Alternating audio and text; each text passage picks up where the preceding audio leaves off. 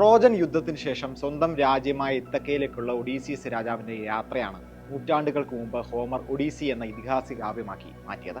വൻ തിരമാലകളെയും കടൽ രാക്ഷസന്മാരെയും ദൈവകോപങ്ങളെയും മറികടന്നുള്ള ഒഡീസിയസിന്റെ യാത്ര ഒരു വീരഗാഥയാണ്. എന്നാൽ ദ ഒഡീസി എന്ന ചിത്രത്തിൽ ക്രിസ്റ്റഫർ നോളൻ ആ കഥ ഒന്നുകൂടി പറയുമ്പോൾ യാത്രയ്ക്കല്ല, യാത്രികനാണ് പ്രാധാന്യം നൽകിയിരിക്കുന്നത്. അയാളുടെ ഉള്ളിലെ മുറിവിനെ പറ്റിയാണ് ഈ ചിത്രം. ഗ്രീക്ക് ഇതിഹാസമായ ഒഡീസിയെ ആസ്പദമാക്കി ഒരു സിനിമ ചെയ്യാൻ പ്രേരിപ്പിക്കും വിധം അതിൽ ആകർഷിച്ചത് എന്താണെന്ന ചോദ്യത്തിന് ക്രിസ്റ്റഫർ നോളൻ നൽകിയ മറുപടിയിൽ ഈ ചിത്രത്തിന്റെ സത്ത കിടപ്പുണ്ട്.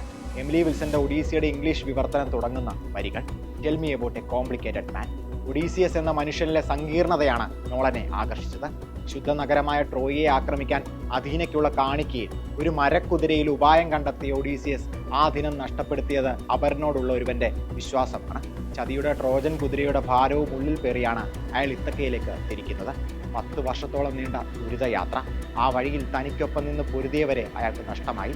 ചിലരെ ദൈവകോപമെടുത്തു, ചിലരെ അയാൾക്ക് ബലി നൽകേണ്ടി വന്നു. നാട്ടിലേക്ക് മടങ്ങണം, ഭാര്യയും മകനെയും കാണണം എന്നത് മാത്രമാണ് തുടക്കത്തിൽ അയാളുടെ ആലോചന.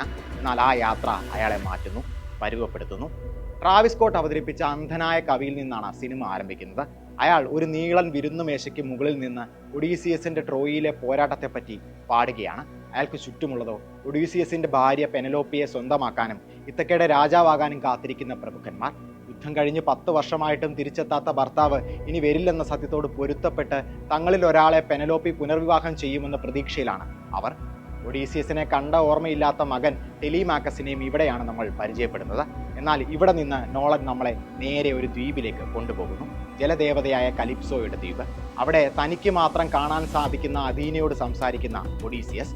അയാൾക്ക് താൻ ആരാണെന്നോ തനിക്ക് ആരൊക്കെയാണ് ഉള്ളതെന്നോ ഓർമ്മയില്ല. കലിപ്സോ കൊടുക്കുന്ന താമരയുടെ ഇതളുകൾ ഭക്ഷിച്ച് അയാൾക്ക് സ്മൃതിനാശം സംഭവിച്ചിരിക്കുന്നു. സമയം, കാലം എന്നിവയെ ഉപയോഗിക്കുന്ന നോളന്റെ സിഗ്നേച്ചർ ഫിലിം മേക്കിംഗ് ശൈലി ഇവിടെയാണ് സിനിമയുടെ ആഖ്യാനത്തിന്റെ ഭാഗമാകുന്നത്. 7 വർഷമായി അയാൾ പോലും അറിയാതെ അയാൾ കലിപ്സോയുടെ തടവിലാണ്. എന്നാൽ ഒടുവിൽ പെനലോപ്പിയോടുള്ള അയാളുടെ അടങ്ങാത്ത സ്നേഹം തിരിച്ചറിഞ്ഞ് കലിപ്സോ അയാളെ മോചിപ്പിക്കുന്നു. ഭക്ഷിക്കാൻ താമര നൽകുന്നത് അവസാനിപ്പിക്കുന്നു. നിങ്ങൾ ആരാണെന്നും എങ്ങനെ ഇവിടെ എത്തിയെന്നും ശരിക്കൊന്ന് ആലോചിച്ചു നോക്കാൻ പറയുന്നു. അയാൾ ഓർക്കുന്നു. തൻ്റെ അനുയായികളെ ഭക്ഷിച്ച ഒറ്റക്കണ്ണുള്ള രാക്ഷസനും അവരെ പന്നികളാക്കി മാറ്റിയ മന്ത്രവാദിനിയും കൂടെയുള്ളവരുടെ എല്ലാം ജീവനെടുത്ത സൂര്യദേവന്റെ ശാപവും എല്ലാം അയാളുടെ ഓർമ്മകളിൽ തിരികെ എത്തുന്നു. ഒപ്പം പെനലോപ്പിയും ഇത്തക്കയും.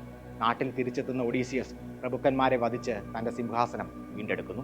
ഈ കഥയിൽ ഒരു നായകനെ അതിമാനുഷ്യനായി അവതരിപ്പിക്കാനുള്ള എല്ലാ ന്യായീകരണങ്ങളുമുണ്ട്. ദൈവങ്ങളും വിചിത്ര ജീവികളുമുള്ള ഒരു കഥയിൽ ഒരു മനുഷ്യൻ അല്പം അതിമാനുഷ്യനായാൽ എന്താണ് കുഴപ്പം? ഒരു കുഴപ്പവുമില്ല. ദൃശ്യപരമായി പല ഗിമ്മിക്കുകൾക്കും സാധ്യതയുമുണ്ട്. ഇവിടെയാണ് ബിഗ് ബഡ്ജറ്റിൽ സമാന്തര സിനിമ എടുക്കുന്ന സംവിധായകനായി നോളൻ മാറുന്നത്. അയാൾ ഒരു ചോദ്യം ചോദിക്കുന്നു. ട്രോയ്ക്ക് ശേഷം നാഗരികതയ്ക്കുണ്ടായ മാറ്റം എന്താണ്? വെങ്കല യുഗത്തിലാണ് നോളൻ തൻ്റെ ഒഡീസി സ്ഥാപിച്ചിരിക്കുന്നത്. അധിനിവേശകരെ ഭയന്ന് മനുഷ്യർ കഴിഞ്ഞിരുന്ന കാലം. അവർക്ക് പരസ്പരം വിശ്വാസമില്ല. അവർ കടുംപിടുത്തക്കാരാണ്. അവരിനോട് ഉദാരത കാട്ടണമെന്ന സിയൂസിന്റെ കൽപ്പന അവർ മറന്നിരിക്കുന്നു. അവരിന് മുന്നിൽ വാതിൽ തുറക്കാൻ ട്രോജൻ കുതിരയുടെ ഓർമ്മ അവരെ വിലക്കി. അതാണ് ഒഡീസിയസിന്റെ ഉള്ളിലെ മുറിവ്. ആ കുതിരയെ അഴിച്ചുവിട്ടത് താനാണെന്ന തിരിച്ചറിവ്. ഇതിഹാസങ്ങളിലെ ഒഡീസിയസിനോട് അയാൾക്ക് സാമ്യമില്ല. കലിപ്സോയും സിർസിയും അയാളെ പ്രലോഭിപ്പിക്കുന്നില്ല. ഭാര്യയുടെ ചാരിത്രത്തിൽ അയാൾ ആകുലപ്പെടുത്തില്ല. മാറ്റ് ഡാമൻ അവതരിപ്പിച്ച നോളന്റെ ഒഡീസിയസ് മറ്റൊരാളാണ്. അയാൾക്കുള്ളിൽ യുദ്ധാനന്തര ട്രോമകൾ മാത്രമാണുള്ളത്. അല്ലാതെ മറ്റ് ധാർമ്മികമായ സംഘർഷങ്ങൾ ഒന്നും തന്നെയില്ല. ചാർലിസ് തെറോണിന്റെ കലിപ്സോ എന്ന കഥാപാത്രത്തിന് ഈ സിനിമയിൽ വലിയ റോൾ കൊടുക്കാതിരുന്നത് ഇത്തരം സങ്കീർണതകൾ ഒഴിവാക്കാനാകണം. ഒരു തെറാപ്പിസ്റ്റ് എന്നതിലുപരി കഥയിലേക്ക് കലിപ്സോ ഒന്നും സംഭാവന ചെയ്യുന്നില്ല. അത് ആ നടിയോടും പ്രേക്ഷകരോടും ചെയ്ത അനീതിയാണ്. അല്ലെങ്കിൽ tell me about a complicated man എന്ന വരികളോടുള്ള വഞ്ചന. പതിവ് നോളൻ സിനിമകൾ പോലെ സാങ്കേതിക വശത്ത് ഈ സിനിമ മുന്നിട്ട് നിൽക്കുന്നു. ലുഡ്വിഗ് ഗോരൻസൺ ഒരുക്കിയ പശ്ചാത്തല സംഗീതം പലപ്പോഴും കാണികളുടെ നെഞ്ചെടുപ്പ് കൂട്ടുന്നുണ്ട്, പ്രത്യേകിച്ച് യുദ്ധരംഗങ്ങളിൽ.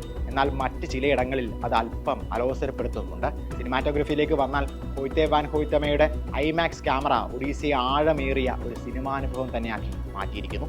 ഇനി ഒഡീസി ക്രിസ്റ്റഫർ നോളന്റെ മാസ്റ്റർ പീസ് ആണോ എന്ന് ചോദിച്ചാൽ, വീട്ടിലേക്ക്, സ്വന്തം ഗ്രഹത്തിലേക്ക്, കാലത്തിലേക്ക് എത്താനായി ഒരു അച്ഛൻ നടത്തുന്ന ഒഡീസി അയാൾ മുൻപേ എടുത്തു കഴിഞ്ഞു. ഇൻഡർസ്റ്റെല്ലാർ. അതിനു മുകളിൽ നിന്നാൽ മാത്രമേ മറ്റൊരു ചിത്രത്തെ അദ്ദേഹത്തിന്റെ മാസ്റ്റർ പീസായി കണക്കാക്കാൻ സാധിക്കൂ. ഒഡീസി ശുദ്ധമായ ഒരു സിനിമാനുഭവം തന്നെ, പ്യുവർ സിനിമ. പക്ഷേ നോളന്റെ മാസ്റ്റർ പീസ് അല്ല.